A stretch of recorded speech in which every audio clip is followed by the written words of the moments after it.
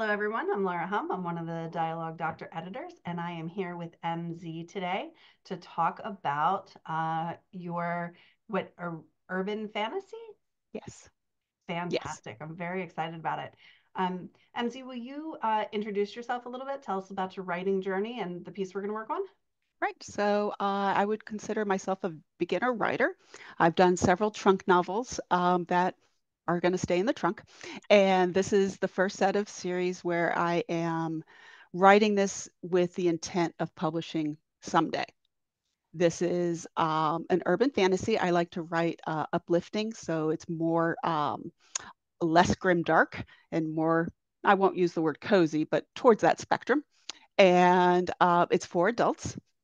And I think this is the second book, and in the series, and we're working on a scene that is at towards the 75% stage. So all the characters are known, things like that. And what else? What else do you want to know? That's great. I love it. So congratulations on moving from the trunk writing stage to the I'm ready for my art to be in the world. Right. That can be a really like empowering and yet terrifying transition. So congratulations on that. I love it. And I love that we're working at a part in the story where most of the characters are already known to the readers, because that does give us a neat way of like introducing somebody new to the gang. Right. So that's really fun. Do you want to give us just, I'm actually going to, while you're talking, I'm going to start sharing my screen.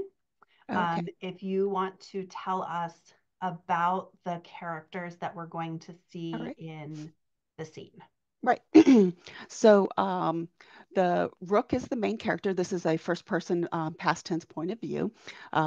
Pretty much the three main characters are your typical urban fantasy misfits. You've got a Rook is a dragon shifter who can't shift, but she does magic.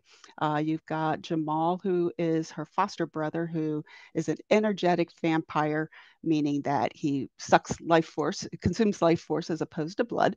You have Win, who is an house elf that doesn't have a house.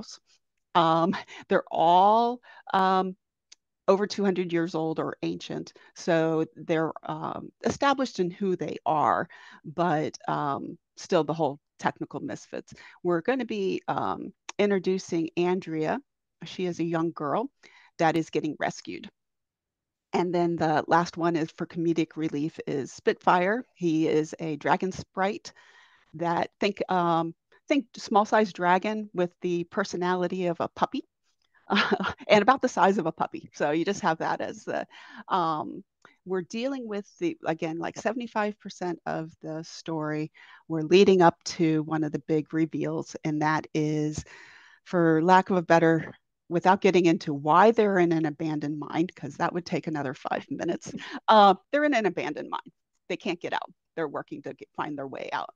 When on their way through the maze of booby traps and other standard problems, they come across a room with a whole bunch of dead bodies that have been, their life has been sucked out of them.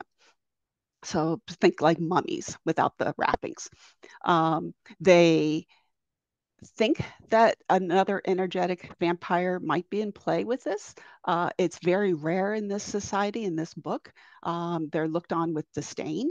So it would be very unusual to come across that. So they're kind of thinking it might be, um, come across a journal that pretty much explains how these group of paranormals got imprisoned by the villain into this labyrinth. And essentially they made a blood pact that they were going to save Andrea. At this point, nobody knows who Andrea is. So that's where it starts for the scene that I gave you. Excellent. That sounds fascinating and very exciting. I do like the element that the reason that they're looking for Andrea is because they weren't setting out to find Right. Andrea, but No. when they came across this and they're reading this journal and they're understanding that, there's a huge villain out there, and this whole group of people sacrifice themselves for Andrea.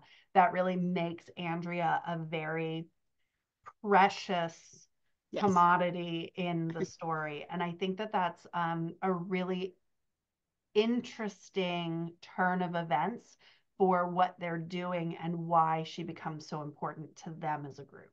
Right. Um, and I definitely was able to see in the story that Rook, Jamal, and Win are all trying to do their best to create some comfort for Andrea, who you have kind of as a child, Right. but the age group is still something you're struggling with a little bit. Right. So that's definitely something that we can look at today. Um, as I read through your story, I really enjoyed how the team kind of worked together. I enjoyed your writing style. One of the things that I noticed was that there are pockets where your characters are very visible, and then pockets where they're less visible to each other. And this is a very common struggle that authors have when they have a large cast Right. in a trapped environment. So your four main characters are trapped in a labyrinth of caves underground. There's no real space for them to be apart from each other where you have one-on-one dialogue or, Right. Yeah. just somebody with Spitfire. You've got four people that will count Spitfire as a person in this, Right. Yep. um, Yep. that are all together all of the time.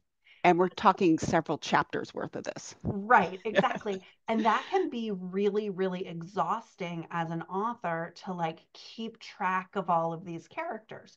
So when we write, we tend to think about, okay, these two are going to have this conversation, and then those other two are just like going to watch the conversation.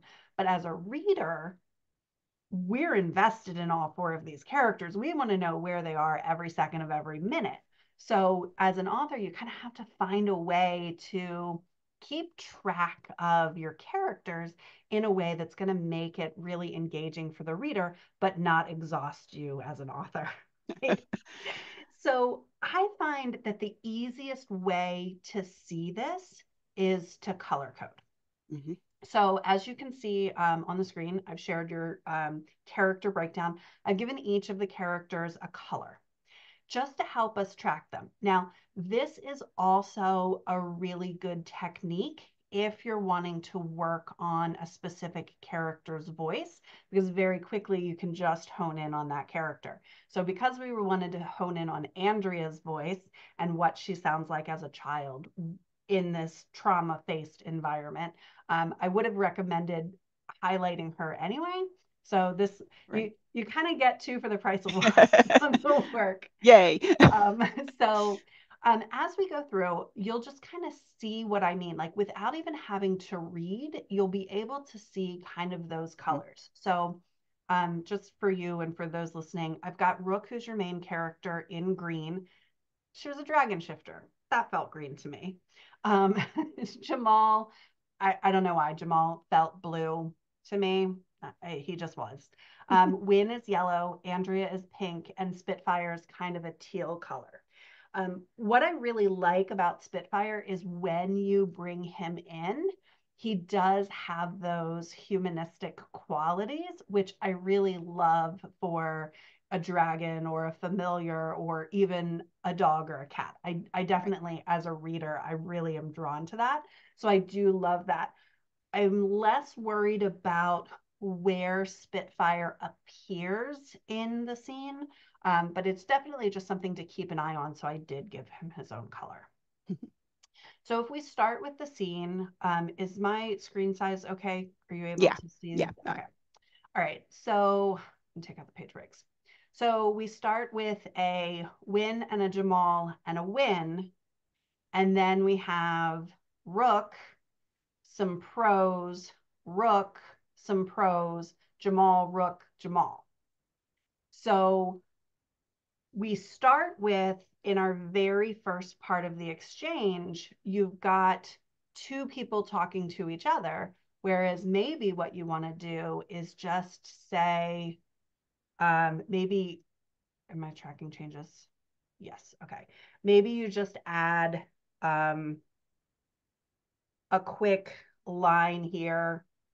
Um, the journal, or maybe it's, I'm guessing, I don't know. You would think of something way better. I'm not an Well, part of author. it was I gave you a scene break. Sure. So she was talking just above that, Right. but it's a And little that makes hard to, sense. yeah. Right. I didn't want to give you too much. No, that's really a good point. So maybe it's not here, but you have an action for her here. Yes. She's drawing her bahi. Hmm. Is that how Yeah. you pronounce that? Yeah. Bahi sticks. So maybe she's gonna say something as she does that. Maybe not. Okay. Maybe you don't need it, and the action itself becomes its own line, and Ah, yes. now Okay. you can turn her to her own color. Okay. So instead of pairing that action with what somebody else is doing, you're now elevating her to the same level. So sometimes when you have an off balance in a scene like this, you don't necessarily have to give everybody a whole lot of dialogue, especially if you've got a really intense scene where two people are arguing or they're having an impassioned conversation. Other people can be brought in just by nodding, or somebody looks to them just to make sure maybe they clear their throat, right? It doesn't have Hmm. to be a full break, but we just need to make sure that we see them. So then we get to this part, and you've got the reason that you only have Rook in this part of the scene is because Spitfire, I didn't color code Spitfire here. Let me just give him his little. So Spitfire runs out of the room. So Rook goes chasing after Spitfire. What I would have loved to have seen here is you've got Jamal shouting to her to wait up way down here. But maybe what you can do is instead, she's yelling wait to Spitfire. She tells them to stay here.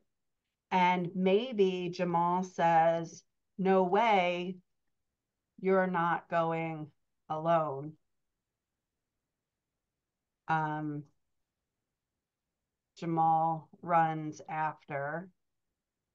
Um, and then um, maybe, I don't know, he grabs Wynn's hand and they start running, but Wynn trips. Or maybe now Rook says, okay, but keep up. Something, I don't know. Hmm. Obviously, you can be more creative there. But this idea of there's this moment, oh, it's I, not Rook. You've got this moment of heavy transition, right? Like this moment where your beloved dragon sprite is sprinting out of the room. Likely because this dragon sprite is a puppy, everyone kind of takes turns keeping an eye on the puppy. Like I think about, you bring a new puppy home and they get off leash and they're running. The whole family is going to chase after. Two people aren't going to like sit in the living room while the one person's like out pacing, calling for the dog, right? And of course, Hmm. they tell you not to chase after your dog because that's right. Like that's kind of what's happening here, which I loved about it. But when these big emotional moments happen, we as the author think, oh, I want this person to go after and I want this person to catch them so everybody else can just kind of sit back on their heels. But as the reader, that creates a burden for me because I'm like, well, what are Jamal and Wynn doing? Why aren't they helping? Is this right? Like, is this not part? Is there, and obviously I would have known a little bit more from your earlier scenes, but I kind of feel like based just off of these 2,500 words that Right. Spitfire does this kind of on the regular, Yeah. right? Yeah. So Yeah. I Yeah. kind of feel like this becomes like a routine. I'll go this way, you go this way. I'll get this, I'll do the spell. I don't know how you Hmm. catch a dragon Yeah. sprite. Right. Um, Right. but like keeping us knowing where all three people are at the same time. So maybe you have it so that Rook goes running as fast as she can after Spitfire, and Jamal is like trying to keep up but is afraid that Wynn's going to get lost. So Jamal is like doing that thing where like I'm looking back here and I'm looking forward. Wynn, hurry up. Wynn's like, I'm trying, my legs, whatever. I don't know. For some reason in my mind, Wynn She's is small. She's small. very Okay, petite. good. All right. Well, that came through in your story because that's how it felt in my head. Right. So yeah, so like that kind of like you I know we have to catch him, but if we get lost, we have to pay attention. Maybe Win is marking the turns so that they don't get lost further in this labyrinth. Whatever it is, like Right. just give us, and again, like you're the author, Right. you can think of way more interesting things to do with these No, no, no. Right. characters. Right. But the idea is we want to see where everyone is kind of at every moment. If there's a space between them, explain that space to us so we're not going, well, should she wait? Are they what? Right? Like just keep us in the know on that. And you'll kind of see it. And I spent quite a bit of time just on that first part, but you'll kind of see it kind of throughout where you've got a like a burst and then um, of a couple people and then not others. So the next part of your scene is where we're first introduced to Andrea, that we don't know it's Andrea yet. Um, so you have Win catch up to them. There's this fun little thing where Rook kind of runs into a wall, and like that's really like it's fun, it's interesting. We definitely like that. Um, maybe when she hits the wall, the other two laugh. Maybe Jamal says something like, "Well, if you hadn't been running so fast, right? Like Right. if you Right. had waited for us, like I told you." And then maybe Win is the one who's like, kids, stop. I mean, yes, they're 200 years old, but she's ancient. So, Right. right, like something in the dynamics of how they interact with each other just gives us that moment of, oh, yeah, this is what it's like when I'm with my group of friends.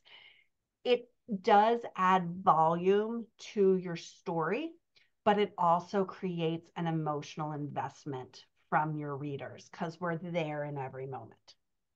Are you with me so far? Does that make sense? Totally. Yep. Excellent. Okay. So when we first see Andrea, I used air quotes there for anyone who's listening to the podcast and not watching the video. Um, we hear a blood curdling scream slice through the silence. Its high pitched terror lanced us. That wasn't a dragon sprite. That came from a young girl. An echoing squeal followed, one all too familiar. This is one of those opportunities where you have told us what's happening rather than showing us what's happening. So, what you could do is you could just add Andrea,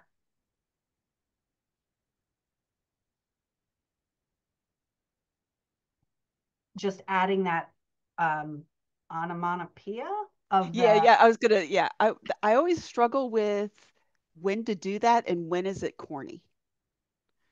So, my personal opinion is that it's not corny unless you're using like bam, pow, and you have like like the Batman from the what Right. Right. 70s, Right. right? Right. I think this like vocalization becomes very powerful, especially if it's like cutting off somebody else. So what I would actually do is I would take the end part of this sentence Mm-hmm. Mm-hmm. where Rook is like, this rascal, they're going to be in trouble. I'm going to feed him bread. And we know, nothing but bread comes within water. But if you change that to an ellipse Mm-hmm. at the end, then the scream becomes in the moment. And for us as the reader, we have to adjust to what's happening in the same way we imagine the characters it's happening to, right? Yep. Yep. So we might not need this part that it's high pitched terror lanced at us, because what you can do here is you can actually have Win say, What's that? what what what was that? Mm-hmm. Because then we see the terror in her Mm-hmm. voice. Mm-hmm. So instead of the terror lanced us, the terror was clear in her voice. Mm-hmm. And then you can have Jamal say that wasn't a dragon sprite. Right, exactly. Right, right. So it's the same language that you have. You're not changing who you are as an author. You're just taking things that you have as inner thought and you're pulling the whole team into it, Mm-hmm. because Mm-hmm. now you've turned that around to somebody's telling you somebody's screaming to, oh my gosh, I'm in this cave, I'm hearing this scream, I'm hearing this echo. Um, so, and I know you know this, but I'm typing it so that when you come back later. Yeah, right, right. Because I won't I, remember it a week from now. But right. exactly. So maybe then instead of that came from a little girl, which is right now Rook's inner thoughts, maybe she says, Andrea, because what other little girl is Well, at this point they don't know it's a girl, a young girl. okay? Or maybe They just, it's yeah. it sounds like a child, or that we need to Mm-hmm. help that person, or whatever it is that you have in that moment, like just put it in their mouths, because they're all right there together. Anyway, Allowing them to feel that moment allows us to feel that moment. And right? now all of a sudden, this doesn't seem as weird or as corny. Okay. Yep. The Yep. other thing you can do is you can kind of think about how you, as the author, know that it's a child. They don't know it's Andrea as a child yet, but Right. you as the author knows. So maybe kind of think about what happens when a child is trapped by a dog. Maybe this is the first time she's ever seen a dragon sprite. So maybe instead of just this vocalization of maybe it's get away from me, or stay back, devil, or whatever. Like it doesn't just have to be that blood curdling scream. A blood curdling scream can be a vocalization, not just a Okay. sound. Yeah, that I like that better. Yeah. So I'll make just a quick note of that just so you remember. Well, because at this point, and this might make a difference on how you see it, I was envisioning that Andrea, she's been trapped for so long in the dark, um, that she's thinking she's hallucinating at this point because Mm, she's so hungry, she's so starved that she doesn't even really, who are you? Is that so? Her mhm. confusion when it's like, no, no, no, you don't exist, kind of. Oh, okay. Yeah, that would work too. Right, right. Um, the Because obviously that did not come across. I think the fear of it, or just that, like, and this is where you might want to stay more with the sound, is that like in a place of confusion, finding words can be much harder. So leaving it with just the sound might work better for you here. Hmm. Um, I'll play with it.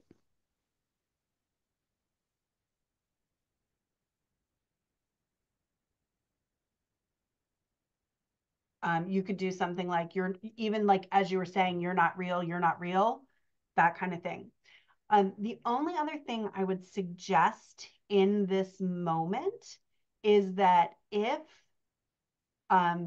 Spitfire has some kind of sound that he makes the way that a dog barks, you can actually pepper that in. So, what was that? As she screamed again, that wasn't a dragon sprite. Right on cue, Spitfire starts barking. And then, okay, we got to get there because something's happening. Spitfire's in trouble. We have to get there, right? Like whatever it is, you can kind of keep that moving so that we know that Spitfire has and the Spitfire and the person who's screaming are together, or Hmm. that he's going toward that way. So again, that like moment of I know what's coming without actually knowing what's coming. Right. So the other thing that I would do is in this section, you've got 3.5 paragraphs of prose where you've got action happening, but no vocalization. So you want to maybe think about what happens when you're scared for someone. What's the first thing that you say, right? Like, Spitfire, come here, or are you okay? Or what's happening? Or maybe the rock is being thrown and maybe Jamal says duck, or maybe Win pushes somebody out of the way so they don't get hit. Adding those actions and those words as you're describing the end of the tunnel gives us the sense that the action is continuing to move, because the minute you stop the vocalization, our brains turn to a different part of Mm, itself. And I don't think that that's like scientifically true. I don't know. But like, I know for myself, once the conversation stops, now I'm like, okay, I'm in a new place. I have to figure it out. But most of the time, especially because these caves are dark, we're not going to be able to see the whole underground pond, right? Like, so maybe we're running and our shoes start to get wet. So we're thinking, maybe somebody's saying, like, be careful. We don't know how deep this pond is going to be because maybe they fell into one before, right? hmm. Maybe we're seeing just flashes of light because Spitfire, I couldn't quite tell what Spitfire's like power was, but like if Spitfire Yeah, creating, just chaos. okay, but That's a like superpower. if there are like bursts of light coming from him or something so that like we're seeing. She's casted. Rook has casted a light bulb. Okay, so Rook is casting, so like maybe Rook is so worried about falling into this pond that it's dark, and maybe Jamal has to remind her, send up the fireball, right? Right. Like, right, and then when it opens up, it's just chaos, right? Like we want to make sure that we still hear the girl screaming and Okay. hissing as you're explaining what's happening. Because if we're thinking about what's happening, we're not feeling what's happening. Mm, And we want your reader to feel what's happening in the moment, because that's the excitement about being in this cave with these supernatural beings, right? right. Right. I'm not going to ever go into a cave because caves are dark, caves are underground, it's athletic, right? Like all of these things that I am not going to do, but I'm going to go with these people into this cave because that's safe and that's excitement, and I'm going to live vicariously through them. So keep that momentum going and try to break up your bigger sections with more dialogue. Again, Hmm. keeping that pacing going, because now what you can do is we added it up here where there are a couple of back and forth. So instead of just being green and no color, now it's green and blue and yellow and green and blue and yellow. And then in here, you can do the same thing. You don't have to change everything, just add No. one line of dialogue with Yep. each Yep. of these prose. It's balancing out what you've got going. Plus, it's keeping an eye toward where everyone is. And now you don't just have three people talking, you're back to now a cast of five because you've Right. added Andrea and Spitfire back into the mix. Right. Right. So Right. that gives you a relief, but also a new challenge of Yeah. Yeah. keeping the balance going. So, does that all make sense as far as pacing goes? Totally. Totally. Okay.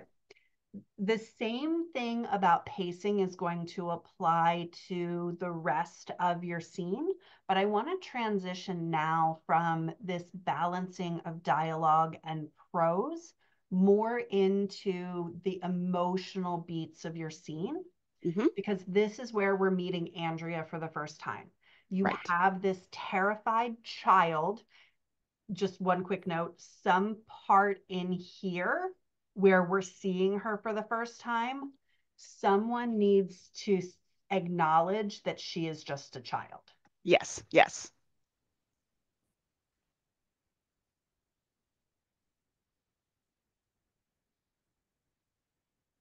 because that changes kind of the whole thing. Not having seen what happened before you started the scene, but you're reading this story and everybody's saying, Andrea is, we have to save her. She's the most important. She's going to save the world. You probably want the three talking about it, your three mains, like saying something, talking about her like she's an adult. So when you see that she's a child, there's this huge reveal. Um, but you Right. probably already figured that part out, but I just wanted to say it. Okay, so she's terrified. She's hallucinating. She has no energy. She's backed into the corner. And now, not only is she dealing with this dragon sprite, there are three ancient There's three supernatural adults. beings, She adults. does three strangers. Three Right, strangers. These could be the villain. right, exactly. She's tired. She's confused. Whatever. So this is kind of the climax of your scene. Hmm. You have all of the beats right in the climax of the scene.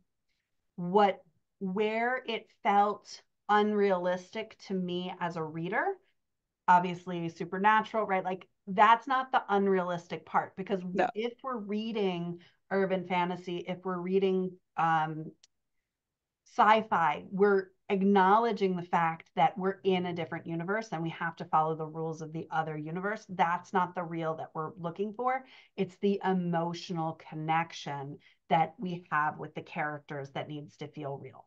So the way that you have this broken down, you've got this moment one where we just need to stop the screaming. We have to stop the rock throwing. We got to get everybody to a place where we can like create a sense of peace, right? That's what Right. always happens when you walk in. I think we can always think about like when we were kids and we were screaming with our siblings, our parent walks in, the first thing that they do are like, shut up, right? Like that's definitely what we want to happen.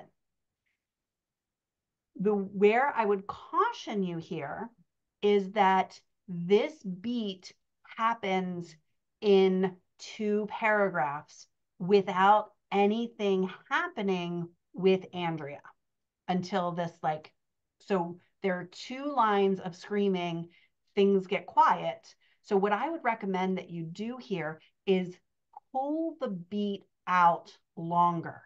So enough, I outstretched my arms.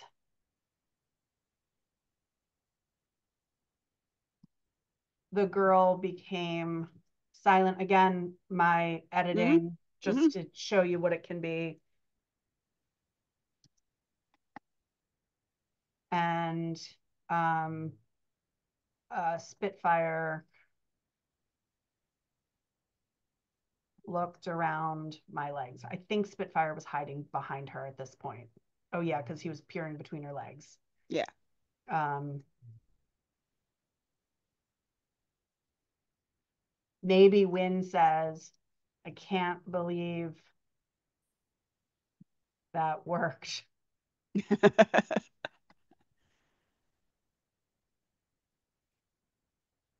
And Jamal nodded, right? I don't know, whatever Hmm. happened. No, yeah, right, right, yeah. And then um, the instead of the screams morphing into sobs for Papa, down here, maybe the screams start again, That was too easy. Right. right? Right. That's exactly the thing is like, here she is, right? Like, and maybe it's not Papa, maybe it's get away from me, maybe it's who are you, maybe it's whatever. And then like this back and forth where it's maybe it's pleading instead of this. Maybe she tries a couple of things. Please stop yelling and let me talk to you. I don't know, whatever it is. That's terrible. Don't use that. But right, like this idea that like it's going to take a minute to get to the silence of it.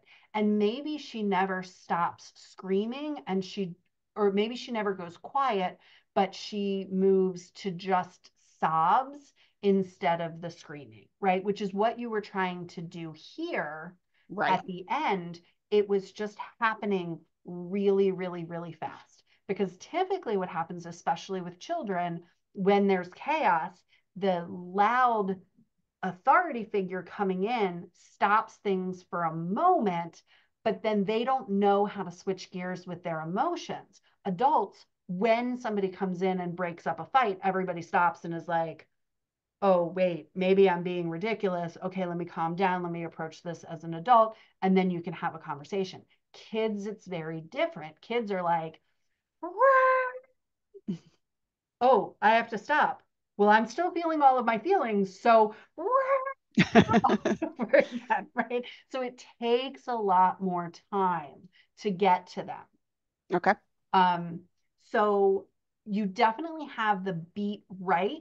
Just spend a little bit more time in it and make sure that you give everybody in that scene the ability to be seen, right? Mhm. Maybe Jamal doesn't nod. Maybe Jamal's like, nope, I'm going to stand behind this rock over here. Or maybe Jamal takes Spitfire and is like, this isn't helping, and they walk down the hall, which gives you a reprieve from what's happening in this moment. Now you don't have to worry about the two of them until they come back, right?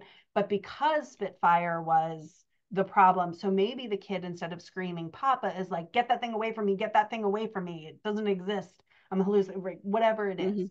But you want, the trick here is that you want to keep each utterance very short. So instead of enough silence you two were friends, it's enough somebody else responds. Silence, somebody else responds. We're friends, because that allows more space for the other people. Plus, it does something weird for us when we're reading and when we're switching really fast between characters like that. We, as the reader, don't have time to look away, which Mm. means we're not going to get distracted by somebody beeping outside or the neighbor's dog barking or whatever. We're going to stay really focused on the story because we don't have time to think about anything else. Does that make sense? Yep, totally. Great. All right. So after beat one, which is stopping the screaming, you've got the sidebar where Win and Rook are, um, actually, it's Jamal. technically Jamal and Win negotiating for this why Win should be the one who talks to the child. One of the things that I think would be really helpful, because you are introducing a child into the story, is thinking about what experience each one of your main characters has in working with children. There's kind of a big spectrum in how people connect with kids. You have some people who, like, doesn't matter what age group the kid is, you have an adult who just has this natural ability to connect with a kid. Then you have adults who, no matter how much experience they have with kids, cannot connect at all.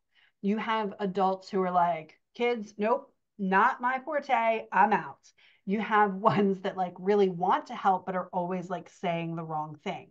The way you kind of have the beginning part of the scene, it really feels like Rook is in that category where she wants to help. She's used to being in charge, but she just doesn't, she's failing at connecting with this kid. So like it's almost like every time she thinks that the kid is getting somewhere, she says something and it sets the kid off.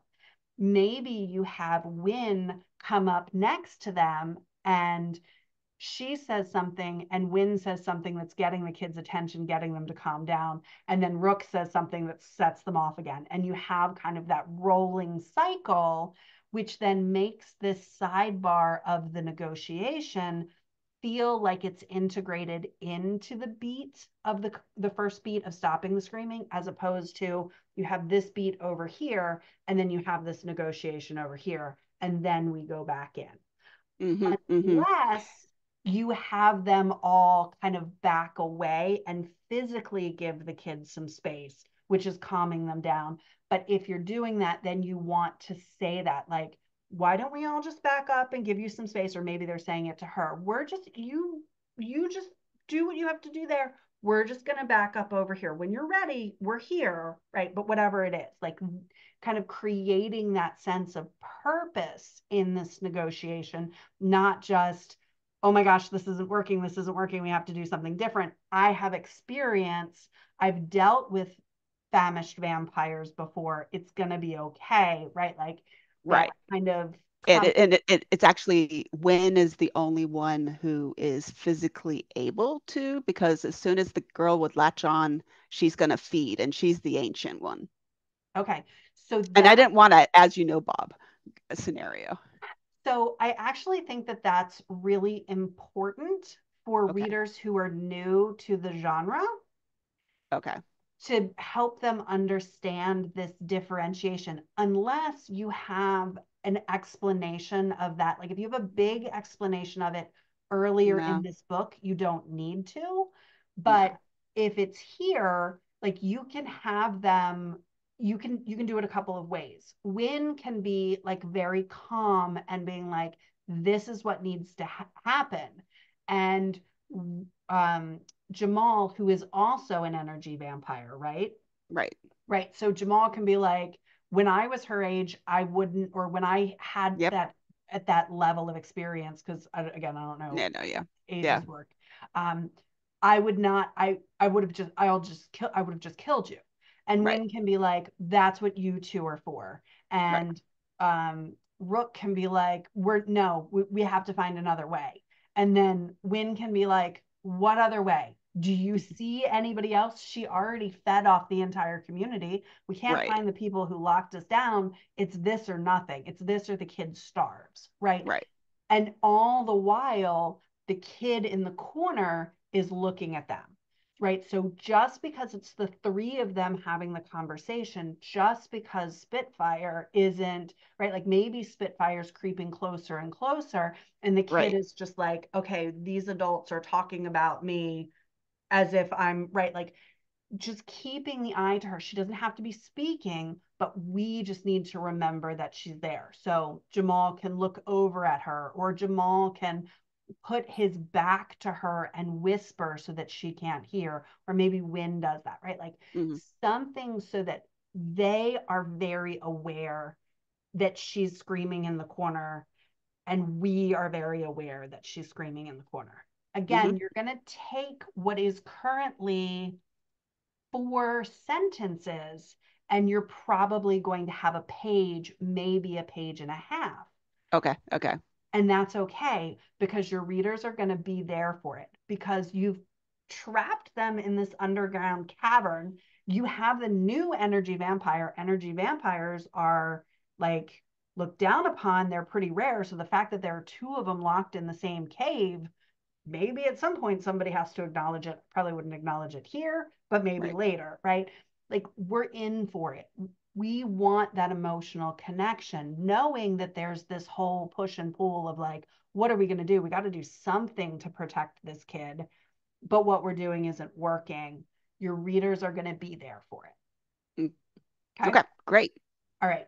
So the next beats you have Hmm. all correct, where there's this attempt at connection, there's this using need to bridge the gap to connection. And then you have the, okay, that worked. Now we're friends. Where I would actually recommend that you go is break what we currently have as beat 4, we're best friends. I would actually break that into beat 4A, which is we have a truce. Okay, you fed me. I don't feel like I'm dying anymore. I can actually think again, but I'm not sure I'm ready to trust you, because maybe this is a trick, right? And then there's some back and forth, there's some trust built. There's, instead of Jamal just saying, I'm like you, and that being an instant connection, nobody's like me. I've never met, Oh, yeah, yeah, yeah. right? Okay. Because again, she's been trapped alone. She had this whole community who gave their lives for her, she feels like she's a monster. So even Yeah. if we have this truce, thank you, but go away so I don't hurt you. And you have that in here a little bit in a couple of places where like she feels terrible that she was so hungry.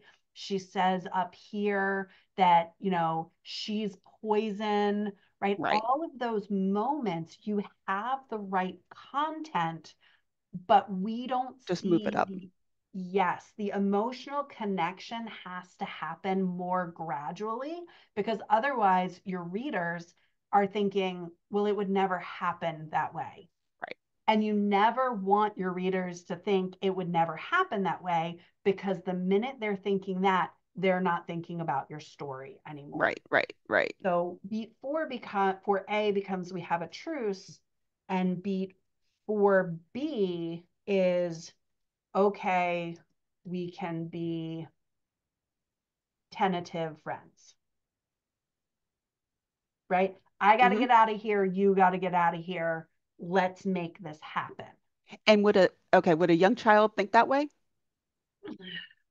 So the adults are thinking that way, Okay. right? So the adults are, and this is coming from first person point of view. So Hmm. it's like, okay, we've got the kid quiet. She's looking at us. She's listening to us, but she clearly doesn't trust us yet. What do we have to do to get her to trust us? Jamal, tell Okay. her, Okay. Yeah. help explain who she is, right? Because maybe she doesn't even know who she is. Maybe the people who sacrificed, I don't know how your story goes. That's fine. Maybe, But I know where you're going. okay, so you can kind of work that out. Now, the kid herself,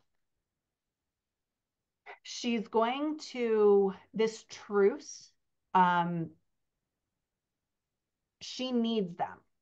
Hmm. They fed her. She's not necessarily going to cozy up to them yet. I do like what you have about Jamal embracing her to get her to calm down, especially because that's the only way they were to able to break the feed. Right. You Because she can't feed on him. right. Um, but she tries, Right. right? Yep. Okay, Yep. yeah. So and that when that happens, right, like she needs to start getting mad again, right? Like, so when in this section here where they're using the connection, Win gives her food. Hmm. The other two, you have it that the other two are like watching carefully. They need to be having a conversation Mm. as this is happening, right? Okay. Yeah. So Win is saying, you're hungry, you're scared, we can help. She's going to be like, you can't help me, get away from me, I kill everybody. Win is going to be like, you can't hurt me, I killed everybody, my mom is dead, my pop is dead. It's okay, it's okay, I promise you can't hurt me, I'm poison. You're not, baby, you're not, just let me help you, right? Like, and that Hmm. has to take time. While that's happening, Jamal and Rook have to be having this like sidebar where they're stepping closer and closer as Wynn's stepping closer and closer. They don't have to talk yet, but they also have a bond because they're brother and sister. So there's a lot of like looks that mean Hmm. something. So Jamal looked at me and I knew that meant he was going to take the vampire girl. I was going to make sure that, Wynn didn't whatever. And Right. Sprite, uh, fire, Spitfire, Right. There the you go. the dragon sprite has to be doing his own thing, Yeah. probably pacing or circling, right? Because what do animals do when they're Right. nervous? They don't sit still. Maybe there's a little bit of a growl in the back of his throat. So maybe Rook is trying to calm him or hold him as they're getting closer. Whatever it is, just keep that momentum of the story going Mm. because the tenser that is, the more we as readers are leaning into your story.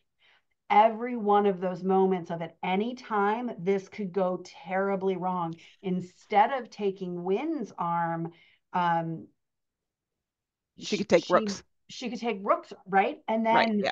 you know, Wynn isn't worried about it because she's ancient. Jamal isn't worried about it Right. because he can't be hurt. But Rook So like maybe every time Rook takes a step forward, Jamal like gives her a look like back up, right? Like so that tension there as well comes through to the point where she starts to feed. When she starts to feed, she's going to like the way you have it here is that she's roaring in triumph of the nourishment. So like there's an intensity here, though I would be careful about this language because it felt weird to me that she was biting and throwing her head back at the same Oh, time. she Like, was just grabbing a wrist. oh, She was just holding on grabbing. to her. Yeah, yeah. She Okay. just skin on skin. Oh, so it's a contact thing. It's not a bite thing. Exactly. Okay. So you probably want to make sure that's clear somewhere. I If have that in the I have that in the beginning of the book where Rook perfect. feeds Jamal. Okay. So that there is a example of that. Perfect. So maybe throw in a reminder Hmm. in here that it's because if we read Yeah, I the was first taking. chapter, I was thinking clasp, like yes, grip. yeah. So maybe it's just she clasped around the bear skin and the flow of energy happened immediately. Right, She right, or threw her something. had just something to help orient somebody who isn't familiar with the energy vampires, who maybe and now I'm seeing that it's an energetic, not an energy. Sorry about that. That's just random. Okay. So if they weren't really paying attention before Hmm. or they watched a movie between, right? Like Right. Yeah. you don't Yeah. want anybody confused by this. So and it Right. doesn't have to Right. be big. You don't need the whole explanation over again because you have it explained earlier. Just something I noticed. Yep. Anyway, That. Yep. Yeah. Okay. so before they get to the place where they are pulling her off, there should be some words exchanged, right? Okay. Child, that's enough. Ah. Okay. Maybe Okay. Win whimpers and Hmm. maybe Jamal comes up close and puts his hand on her back and she shrugs him off. Maybe Rook starts to like pull Win away a little bit, right? So, because most of the time, when there's a dangerous situation, you know, kids on the monkey bars, you're not sitting on the bench 10 feet away watching a kid climb monkey bars where they might fall. The higher they get on the monkey bars, the closer you get to them. Your hands keep getting closer and closer so that you can grab them as they fall, as opposed to like, the kid is falling. Let me see if I can do like a Superman diving catch. That's the Right. same kind of thing you want to see here, where it's like, slow down, be careful, don't take too much, right? Like, we want to help, but like whatever it is, because that again keeps the fear of that moment right at the forefront. But when they snatch her away, we all are expecting it.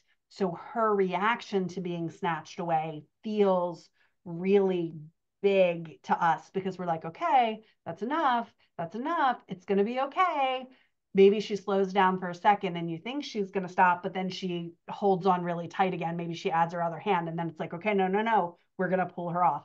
And then what you want her to do, because she's a child, she was starving, she's finally getting nourishment, but she's not satisfied yet.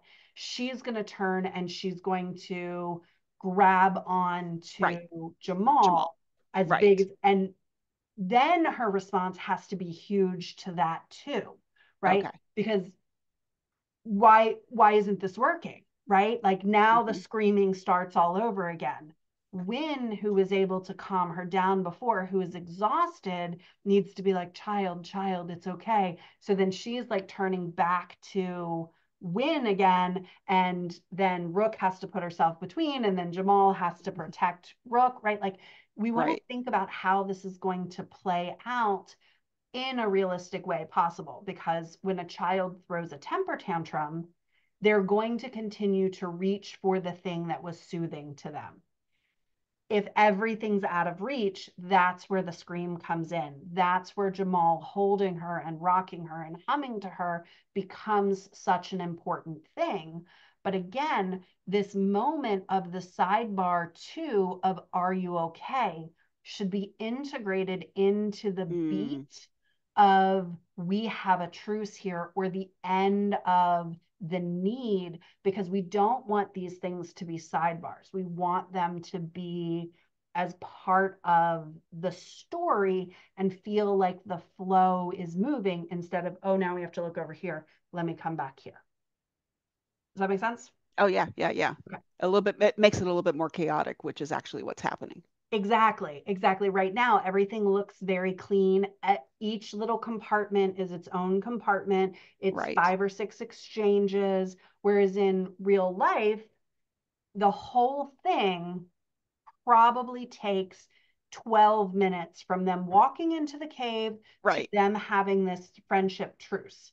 right. You want your reader to feel the pain of every second of those 12 minutes.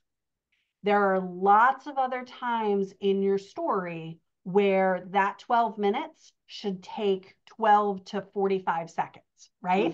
Hmm. Hmm. This is not one Is of them. not one of them. Right, This right, is a critical moment. You've got protection of a child. You've got understanding of new powers. You've got role dynamics that are shifting. Rook, who's usually the one in charge, can't do anything to help. In fact, she's the one who's making the situation the most dangerous. You've right. got this volatile child who is starving and terrified and has all of these powers that could tear down kind of their leader, right? Like all of these things happening all at the same time. We want to feel every second of that, because then when you get to the place where everyone's okay and the child is like, why did you help me? Can I go with you? How do we get out of here? Then your readers have this moment of being able to breathe for a second, but they have all of like the adrenaline from that 12 minutes. So that's why they're going to keep reading into the next part of the story. Cool. Yeah. Okay, so last note for you. Um, there, the easiest way to spot, so if you're using the same model to diagnose other scenes that you need more emotional impact. Step number one, obviously use color codes, because that really gives you an easy way to see unbalanced pacing. You can see here you've got the girl who's saying this whole paragraph of things, and then Jamal says a whole paragraph back. This would typically happen in a much faster. Most people don't let a child kind of have all of this emotion. It's my fault. It's my fault. I'm so sorry. I'm so sorry. Right. Like, yes, the kid is going to say, I'm sorry 100 times, as like Win is trying to like scoop her up or whatever. And she's like, no, don't touch me. Don't touch me. I don't want to hurt you anymore. And Win is like, it's okay, baby. It's okay. It's going to be okay. You won't hurt me, whatever, however you decide it. Jamal's like, you can just stay with me. It's okay. All of that, like coming down moments, if you're breaking those up, it creates that intensity. So color coding gives you a really easy way to look at that. When you're trying to figure out, is your scene moving too fast or too slow, breaking down into where the beats are, what's happening emotionally, and simply counting how many lines are Hmm. within that beat is a really good clue of you're moving too fast or you're moving too slow. That also helps you if you have one of those scenes that we were talking about where 12 minutes should just be just one kind of, you know, one Blah. beat. Right. If Yeah. you have like one page that just has one beat on it, maybe instead of having, and it's not an emotionally charged beat, it's Hmm. not going anywhere, you're not growing. Maybe you can take that page and you can condense it down into 3 or 4 exchanges with a little bit of prose that's showing the passage of time. So this technique actually works both ways, to zoom in and to zoom out. Cool. So, Cool. Yes. and then the last thing, because we wanted to talk about the child's voice. Yeah. So we talked a little bit about this for Andrea, with this idea that kids don't process the world logically, they process them emotionally. You had that really great question for me a few minutes ago when I said, we have a truce. Okay, we can be tentative friends. And you're like, is the kid thinking that? No, she's not. She's thinking about her basic needs. I'm hungry. Okay, now I'm fed. Oh, wait, are you the person who trapped me? Are you the one who killed my parents? Right now, that like panic can come back. So when children speak, they tend to speak from the place of emotion first. So, this really, I'm not alone, is very thought provoking, right? Right. Where she might instead be like, we're the same. It's the same idea from an adult, right? We're the same. I'm not alone, but I'm not alone is a thought thing. I'm here by myself. No one else is around. I'm examining my circumstances versus, oh, we have this connection because we're the same. The subtlety of it is very, that's such a weird thing to say because it's Mhm. very subtle, right? The subtlety, it's very nuanced, right? Like all the same words. Um, it's just about knowing what's logical and what's feeling. Feeling alone is a very adult concept. Um, so like what does not be like what did she feel like before when she wasn't alone? So you can be my new dad, right? We're the same, you can be my dad now, right? Like whereas they are thinking, you can come with us, I'm going to protect you. She's not worried about protection, she's worried about getting out of this cage. She's worried about like what happens when I'm hungry again, what happens when I'm scared, can I see my dad now? My dad wouldn't wake up, right? Like she was Hmm. whimpering for papa before, so that's why I Right, keep right. Yep, to dad, yep, right? yeah. Like all of those things that she was staving off are going to be like right at the forefront of her mind. So this idea that you have the dragon sprite who can kind of like get her out of her own needs and create that instant connection with her, right? Like as she calms down, the sprite sitting, I think you have Spitfire sitting in her lap a little bit, or was she sitting in Wynn's lap? I can't remember. Yeah. He no, he could because he goes and searches for a present for her. Oh, great. Okay. So yeah. So and then that's the other thing too is like maybe the adults are talking about, okay, we're going to get out of here. And maybe she's like, I can't leave. I need to wait for Papa to wake up. Right, Right. yeah, right. And they're like trying to figure out how do we tell this kid that Papa's not going to wake up, but we can't stay here. Right. Right. Maybe she says something about, maybe they try to walk her out of the pool and she's like, no, no, the bad man's out there. The bad Hmm. ones are out there. And they're like, we'll protect you. We'll protect you. And she's like, no, no, I can't. I can't.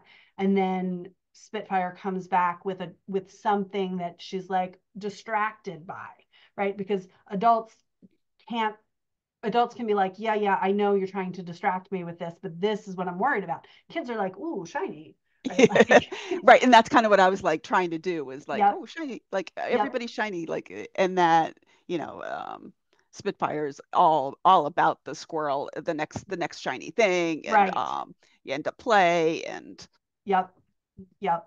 And I love how you have Spitfire in the water. Maybe he splashes the child while she's like having this moment of like, but Papa, but I can't, yeah. but like she starts to get all excited again. The adults have now kind of figured out the rhythm and they're talking to her very quietly and they're trying to get her to calm down. And then Spitfire puts water on her. And then she's like, and then they both, and then like he rolls around with her or whatever and they giggle, right? Like, and that can be the moment. But then when that happens, the adults have to acknowledge that, oh, we dodged a bullet, we don't have to explain that one, okay, we can. And maybe they Right. maybe like she whispers to Spitfire and she's like, keep doing that, lead her out of here, right? Like keep her distracted, especially as we get by the cave, right? So the three of them are talking about we have to walk past this room of mummies, right? And we have to protect her from this, which you have definitely the idea of that in here at the end, but you also need to make sure that it's not um, it's not her necessarily being like she's seeing it here. You're talking about ditching me, aren't you? You promised, right? Like this is her thinking about what they're doing as adults. She's not going to say you're talking about me about ditching me, are you? She's like, don't go, don't go. Stay with me, right? So again, it's not about what you're doing, it's about what I need. So again, Hmm. turning that language around is a really subtle thing. And I definitely recommend that if you're writing a child's voice and you don't have a lot of experience writing children's voices, Right. write what feels comfortable for the scene. Get all of the beats of the scene, get all the dialogue of the scene, and then simply take what you have and turn it around. So in this case, instead of you're talking about ditching me, aren't you? This just becomes don't leave me. So it becomes like the secret decoder ring afterward. The sentiment is exactly the same. It's just one is very focused on me, the other is very focused on you. So you can kind of turn it that way. And then this language here from the icky stinky room, um, this again is very kind of cerebral, Okay. uh, because that's where everyone is dead. Right. She's not going to think of it as icky and stinky. She's going to be scared. That's where everybody, right? Like, because this is where you're talking about the room where all the mummies are, right? Right. Yeah. She created these mummies, right? Right. Yeah. Right. So for her, it's not going to be about it being icky and stinky, which we think of like bathrooms as icky and stinky. This Hmm. is like where everyone went to sleep and she became alone. She might not understand that they're dead, but it's going to be really like emotional from her. Like, no, I can't, don't make me. And, it's okay. They can't hurt you, but they won't wake up.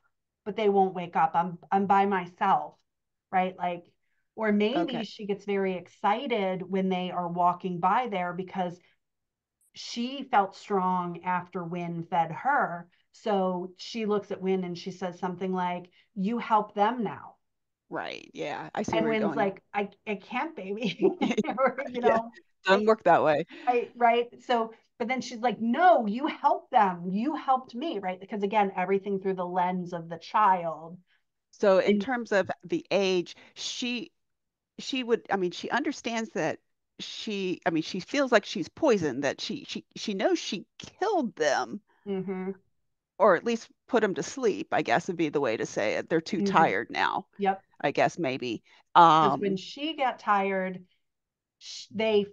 they held her, that they let her they hold them. They became tired and she became strong, right, right? So that's right. kind of what's Okay. happening in her mind. Okay. That I can work with. I see where you're going with that. Yep. Um, and does that age, if I was saying between 5 and 8, I mean, it really trying to narrow it down doesn't, but is that kind of the age? I need it. She needs to be more than a toddler. Right. And I figured the tween age would start getting a little bit too old for this. So I was trying to think, somewhere between 5 and 8. Does that, with what you read, does that feel like the right age? Yeah, so I think the bigger question comes in around what happens with the rest of the story based off of her age. So if you have somebody, if the goal of bringing Andrea in is that Andrea becomes a key part of the team, then your tween Yeah, age is important. nah. If the goal is we are simply trying to protect this child and get her back to the community because she's going to grow up and do something wonderful, then that younger 5, 6, 7 age is right. What's really tricky is like 8, 9 to 12. You actually have this like, I'm a grown up, I don't need you in a different way than you have with 4, Yeah. 5, and 6, and a little bit of 7. Okay. So, So probably closer to the 6 range. Yeah, yeah. she does not show up in any of the other books. This is just a she's a child, and we're going to find out that what they thought was a red herring, shall we say, was they thought it was the villain, is actually her dad. Oh, And so this is just more of I wanted a young age so that they would instantly bond and not really be suspicious and yeah. um If that's what you're going for, then I think 5, 6, 7 is the way to go, and probably closer to 5, 6, because there's also something really compelling about the need to protect a child. And right. the younger That's that what I was that going for. child is, the easier it is for somebody to want to connect with them. Because, yes, everybody wants to protect 12-year-olds because they need to be protected, but 12-year-olds can be monsters, right? Right. Right. Like, they're like, Yeah. and not monsters in the sense of an energetic vampire. Like, they're gonna turn on you Right. at any Right. Right. moment. So yeah, the way that you kind of crafted the dialogue with like, I don't really understand what's going on, I don't really have the language to use to describe it, really made her feel like she was a lot younger Right. than so. And I can give you an example here. Up And that's where I here, was going for, like maybe not 8, maybe it's closer to the 5, 6, and that would yeah, yeah. So this language isn't in here. I would never tell, never, ever, ever. That's a much younger. This, you saved me, please tell me you're saving me. This is more of like a 10 or a 12-year-old language because now okay. it's the thought process. Um, Okay. I So it's was 100% emotional then at that Yeah, age. the little ones tend to be, they see the world through the lens of what they already know, which is why when we were describing what happened in the icky sticky room, um, it's about the sleeping, right? She doesn't have any death necessarily to Right. compare it Yeah. to. She didn't Yeah, have she anything, never but yeah, she she wouldn't have. knows what it's like to go to sleep. She knows what it's Yes. like to wake up, right? So she's processing death as it relates to um, sleep. The language that she uses about I'm poison, that's one that feels more like an 8, 9, or 10, where like, I know what poison is, I know what poison does. I would Mm, turn that one around to be more of like, I'll hurt you, don't touch me, you'll get hurt, because they know what hurt is. I okay. hurt people, or I make them Go to sleep. tired, right? Right. So, because in the when you're that young and all you know is what you know, all the new stuff that comes in has to be compared to something new, or excuse me, something old, because there's no room for anything new. We have these small little pieces and it gets bigger and it gets bigger and it gets bigger. Whereas when we're 8, 9, and 10, and it's weird to think about like 8, 9, and 10 having such a world of new experiences. But the difference in what a child experiences when they're 6 and when they're 8 is huge, right? Like friends out of the house, more school, all of those things. So they start understanding the way adults process information, that it's not just about my feelings, it's about other people's feelings matter too. Whereas in Okay. 4, 5, and 6, it's still about like, these are the rules, we have to follow the rules, that's your job and this is my job. Whereas in 8, 9, and 10, it's like, well, that was your job, but now it has to be part of my job too, like getting dressed and cooking food and Right. doing dishes, right? Like that's where you're going to see that. So, and again, I don't know what her life was like before she was in this cave or Yeah. how she became a an energetic vampire, but that doesn't really matter Yeah. because the truth of the age group that you want is Right. more about like And would all that of them. help with the resilience kind of bouncing back to actually go from now she's giggling with Spitfire and enamored and then but Yep, I want it like the trauma's still there. So as soon as they hit that intersection, she's like, whoa, whoa, whoa, whoa, whoa, like and yep, just start yep, kind of like flaring out. yep, And when she comes back in later chapters where she's back with her dad, she might I have her imagining playing a tea party scene with the Spitfire and uh-huh, feather boas, but I could have her that she's always looking back at her dad, like don't leave the room. yep, yep, Um, and that would fit with a 5 6 yep. year old. Okay. Yep, 6 year olds are they often, not always, but they often have like out of sight, out of mind creates tension, right? Like being dropped off at school, but I've spent every day of my whole life with you, and now you're telling me that I can't be with you for a whole day. That Right. tends to create a lot of trauma. So then when she is separated from him, when she gets him back, yes, that would feel really realistic. That would actually feel really realistic for pretty much any age group because when they lose a critical figure, having them back, that the trauma effect of like, yes, we have this connection, but it would definitely manifest itself differently, right? the Mm-hmm. the older children would have more words to use of like, don't go anywhere. Whereas the little ones will tend to just look to make sure they're there, maybe take their hand and bring them to sit next to them as Right. Right. opposed to you're still there, right? You're not you're going to say you're going to tell me like when you get into 11 and 12 you promised you wouldn't leave. You're going to tell me if you have to go somewhere, I'm going to be able to go with you, right? Because they're negotiating it more on logic terms versus the emotional don't leave me, don't leave me. Gotcha. Great. So Well, thank you so much. absolutely, I'm going to go ahead and stop sharing and turn the recording off. I feel like I have to do it in that order, otherwise I won't know how to do it.